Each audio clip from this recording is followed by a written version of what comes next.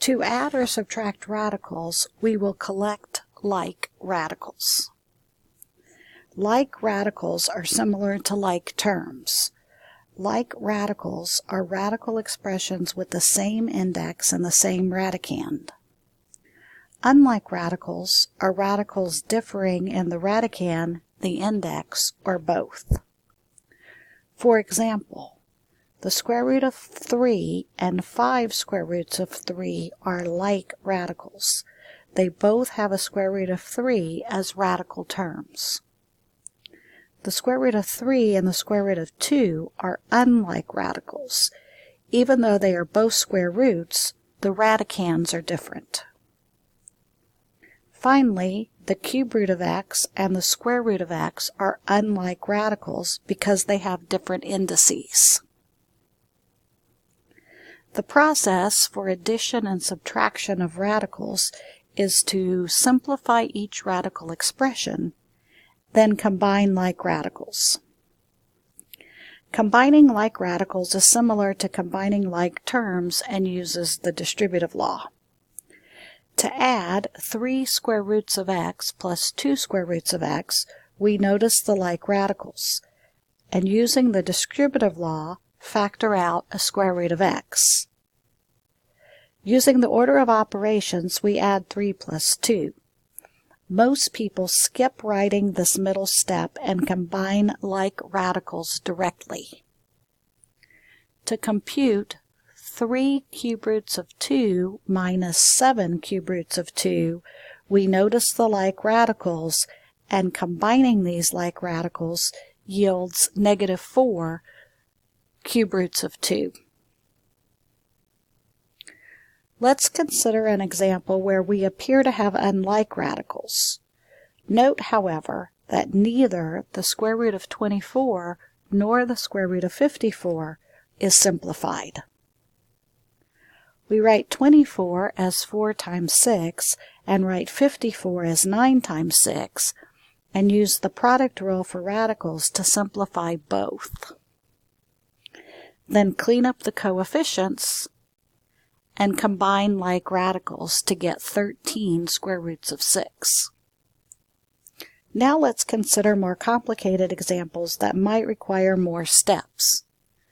Simplify 2 square roots of 27 plus 5 square roots of 48 minus 4 square roots of 12.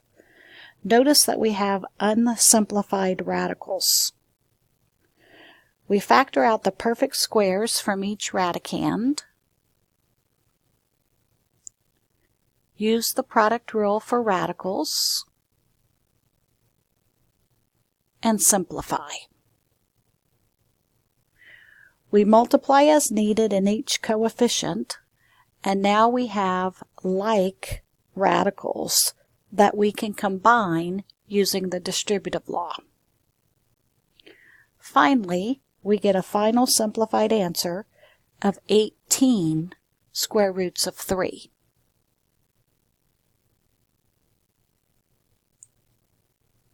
For extra practice and illustration, let's consider an example with cube roots.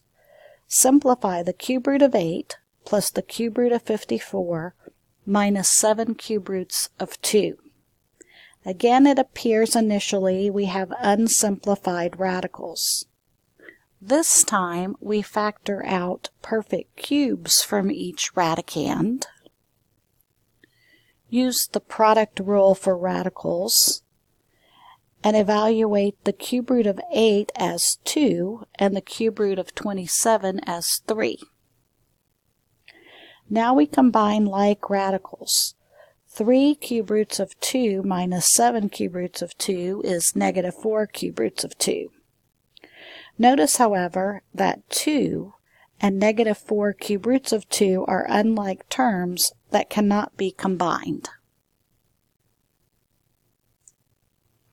Our final two examples both contain variables in the radicands.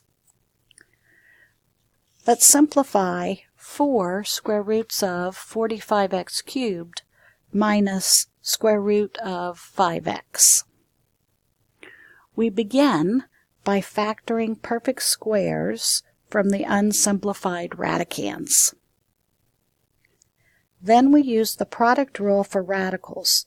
It's important to remember the order of operations here and not mistakenly subtract the rightmost two radicands at this time. The first square root of 5x is attached by multiplication to 4 square roots of 9x squared.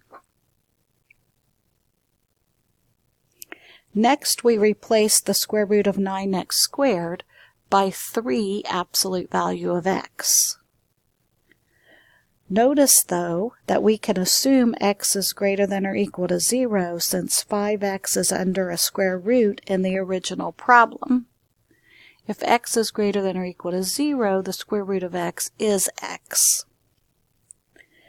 Now multiply 4 times 3x to get 12x, and we are ready to carefully collect like radicals. In this case, we must use the distributive law to collect the radicals because the coefficients 12x and 1 cannot be combined. You might want to pause here and take another detailed look at this example to ensure you understand each step. Some problems can be quite complicated and require a lengthy number of steps. For our final example, we consider one of these. If you are feeling overwhelmed or confused, this might be a good example to omit for now and to come back to later. Let's simplify this horrible expression involving cube roots. Notice that in the first and third terms, the radicands have factors with powers higher than the index 3. Therefore, these radicals can be simplified. First, we factor out perfect cubes from the radicands where possible.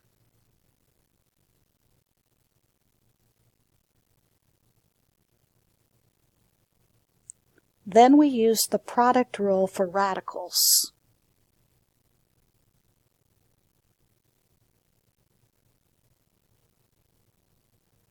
Next, we simplify by replacing the cube root of 25x cubed by 3x and replacing the cube root of x to the 6th by x squared.